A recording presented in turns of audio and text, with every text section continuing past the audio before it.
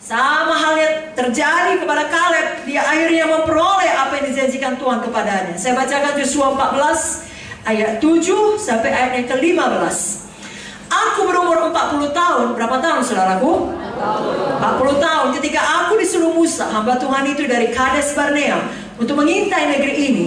Dan aku pulang membawa kabar kepadanya yang sejujur-jujurnya. Sedang saudara-saudaraku yang bersama-sama pergi ke sana dengan aku, membuat tawar hati bangsa itu, aku tetap mengikuti Tuhan Allahku dengan sepenuh hati. Pada waktu itu Musa bersumpah, katanya, sesungguhnya tanah yang diinjak oleh kakimu itu akan menjadi milik pusakamu dan anak-anakmu sampai selama-lamanya, sebab engkau tetap mengikuti Tuhan Allahku dengan sepenuh hati. Jadi sekarang sesungguhnya Tuhan telah memelihara hidupku seperti yang dijanjikannya. Kini sudah 45 tahun lamanya. Berapa lama saudaraku? 45 tahun lamanya sejak diucapkan Tuhan firman itu kepada Musa. Dan selama itu orang Israel mengembara di padang gurun. Jadi sekarang telah berumur 85 tahun aku hari ini. Pada waktu ini aku masih sama kuat seperti pada waktu aku disuruh Musa. Seperti kekuatanku pada waktu itu, demikianlah kekuatanku sekarang untuk berperang dan untuk keluar masuk. Oleh sebab itu, berikanlah kepadaku pegunungan yang dijanjikan Tuhan pada waktu itu. Sebab kau sendiri mendengar pada waktu itu bahwa di sana ada orang enak dengan kota-kota yang besar dan berkubu. Mungkin Tuhan menyertai aku sehingga aku menghalau mereka seperti yang difirmankan Tuhan. Lalu Joshua memberkati Kaleb bin Jefune dan diberikannya lah Hebron kepadanya menjadi milik pusakanya. Itulah sebabnya Hebron menjadi milik pusaka Kaleb bin Jefune orang Kenas itu sampai sekarang ini, karena ia tetap mengikuti Tuhan Allah Israel dengan sepenuh hati. Nama Hebron dahulu adalah Kiryat Arba. Arba ialah orang yang paling besar di antara orang enak, dan amanah negeri itu berhenti berperang. Malam hari ini semua kita punya spirit of Caleb. Bagaimanakah spirit of Caleb? Iman yang tekun. 45 tahun bukan waktu yang singkat. Ada orang sakit, mau dalam 2 detik langsung sembuh. Nunggu 1 hari pun tidak mau. Padahal kadang-kala bagus dia menunggu, ada proses sampai kesembuhan itu benar-benar dimanifestasikan. Karena itu membuat dia lebih banyak belajar firman Tuhan, kesembuhan.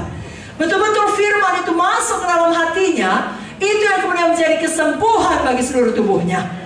Daripada sekedar menerima karunia-karunia daripada orang yang mendoakan dia. Adalah lebih baik kita sembuh oleh iman kita sendiri terhadap firman Tuhan. Karena biasanya kesembuhan seperti itulah yang bertahan. Itu sebabnya dalam menerima janji Tuhan, jangan selalu mau instan.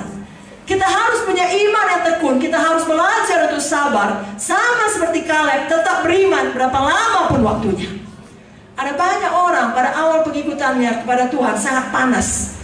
Tapi setelah mengalami testing waktu, proses beberapa lama, mundur, suam, dingin, paling parah, redup, padam, berbalik, memberontak. Jangan ada seperti itu.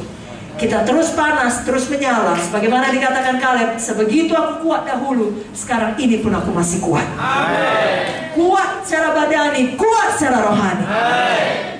Karena ingat saja, kalau namanya mengikut Tuhan bukan seperti lari jarak pendek, lari sprint, tapi seperti lari maraton, saudaraku.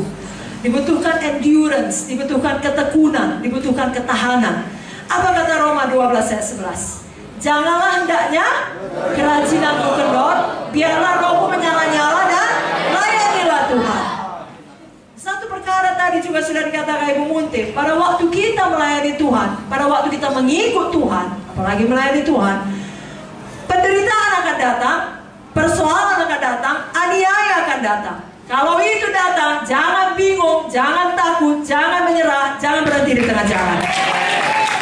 Tetap punya ketekunan iman, katakan amin.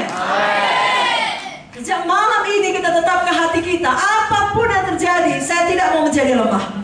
Saya tidak mau berhenti di tengah jalan. Saya tidak mau menjadi kecewa. Coba kita pikirkan Kaleb pada masa itu. Semua kawan-kawan seumurnya bermatian. Dia bisa lemah imannya, bisa kecewa, betul saudara? Ya, betulnya aku bisa sampai ke Hebron. Ini sudah tambah umurku, sudah 50, 10 tahun berlalu lagi, sudah 60, sudah 70, sudah 80. Kaleb bisa menyerah, tapi dia tidak mau menyerah. Dan Tuhan selalu adil. Walaupun umur Kaleb bertambah, kekuatannya tetap. Ada kalanya karena saudaraku. Orang-orang sebangsanya tidak percaya, kita ikut menerima akibatnya. Orang-orang sekeliling kita tidak sungguh-sungguh. Sebagai satu gereja Tuhan, kita ikut menderita. Tapi Tuhan adil. Tuhan tahu caranya memelihara hidup kita, asal kita mempunyai iman yang tekun. Saya dan saudara sama seperti Kaleb, masing-masing kita punya Hebron. Masing-masing kita punya panggilan Tuhan yang harus kita genapi. Jangan berhenti di tengah jalan. Jangan berhenti ketika saudara dalam kekurangan. Artinya saudara berdoa untuk berkat tidak juga datang, tetap beriman. Tetapi sebaliknya, jangan berhenti kalau saudara sudah sangat diberkati. Kalau tadinya saudara datang kepada Tuhan sangat sakit, sangat bangkrut, sekarang sudah punya mobil, sudah punya rumah, sudah menikah, sudah punya anak, sudah nyaman hidup, lalu lupakan panggilan Tuhan, tidak lagi bergerak menginjil, tidak lagi menyala-nyala berdoa. Jangan saudaraku, baik dalam kekurangan, baik dalam kelebihan, jangan ada satu pun membuat kita berhenti dari panggilan Tuhan. Kalau mau tepuk tangan yang bagi aku Tuhan Yesus. Haleluya. Jika saya bacakan beberapa ayat firman Tuhan untuk mengingatkan kita, jangan takut kepada penderitaan dalam mengikut Tuhan. Filipi 1 ayat 29. Sebab kepada kamu dikaruniakan bukan saja untuk percaya kepada Kristus, melainkan juga untuk menderita untuk Dia. Mari sama-sama ucapkan, saya rela menderita untuk Yesus.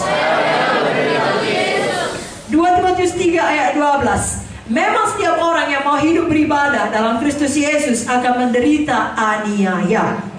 1 Tesalonika 3 ayat 2 dan 3. Lalu kami mengirim Timotius, saudara yang bekerja dengan kami untuk Allah dalam pemberitaan Injil Kristus, untuk menguatkan hatimu dan menasihatkan kamu tentang imanmu, supaya jangan ada orang yang goyang imannya karena kesusahan-kesusahan ini. Kamu sendiri tahu bahwa kita ditentukan untuk itu. Mari sama-sama ucapkan, saya tidak akan goyang iman. Saya tidak akan goyang iman. Katakan lebih kuat lagi angkat tangan saudara. Iman saya tidak akan goyang. Iman saya tidak akan goyang. Karena kesusahan-kesusahan.